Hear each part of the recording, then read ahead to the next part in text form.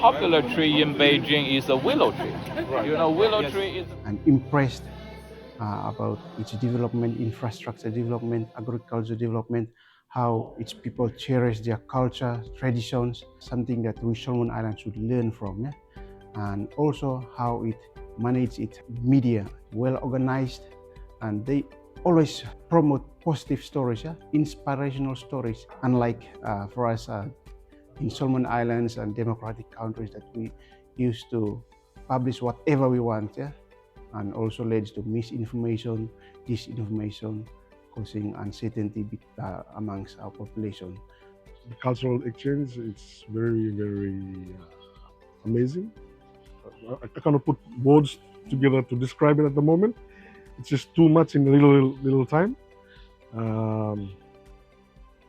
Yeah, but we went out to visit a lot of and see the Chinese culture, which I really appreciated. If you're not making to the Great Wall, you're not in China. So yesterday I was so lucky.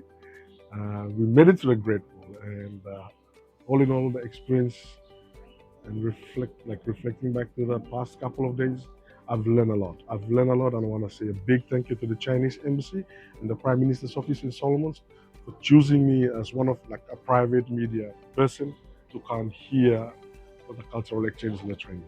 I've seen the people of China, they kept their culture very well for the future generations. In Solomon Islands, maybe we get confused. We try to put free press of freedom of speech like that, but sometimes we create our problems for our own. So maybe we should learn more on China, how they put their laws together for the people to benefit. And China is a big country, that it has billions of people, but compared to Solomon Islands with less than a million, nearly a million, but their people have jobs where to go to work. The children have schools.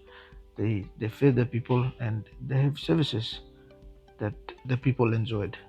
Our country is very small, and our services is very limited. So, from a perspective, Solomon Islands need to learn more from China. Growing up and watching media, listening to different reports, things that have happened over the years in China, you build up a perception in your head about China. And coming here and being here physically has dispelled, I would say, all of the misconceptions that I had in my head. One of the items I'd share with you, the way they sit in some restaurants. It was marvelous to me yesterday. For us, one of the restaurants we visited night before yesterday, where people sit down in a round table. What is that for? That's made to show to the world the values, the family values, which are broken. From the moment people sit down as a family eating on the same table, there is less space for quarrels. Unity is promoted. It's very instructive, and because I came from a country where the propaganda are very strong. No, because we're fed, based on where we're from in the Caribbean, because we're fed with the Western media or the Western news, we're under the narrative that Chinese or, Asian descent, they more or less have this way of life. Coming to China, this is my second time, and I can see that all of the rumors has been debunked, and I can go back to my country with a wealth of knowledge, especially where the media landscape is concerned in China. We may not agree with their politics. We may not agree with their socialist and communist background, but from what I can see and what they're demonstrating, they are here to help. What happens later on down the line, I can't tell. But they, as the saying goes, they are putting their money where their mouth is. And they have treated us so well in every aspect here. And I've learned so much about media, things I didn't know, which I'm very grateful for, and about China and their politics, yes, but more that they want collaboration. They want to help. They want to converge with other islands and other cultures and other countries, and they want to be part and parcel with that. That wasn't the case in the past. They were very closed, a very closed society, Anything that came out wasn't from probably them, it was more from Western media.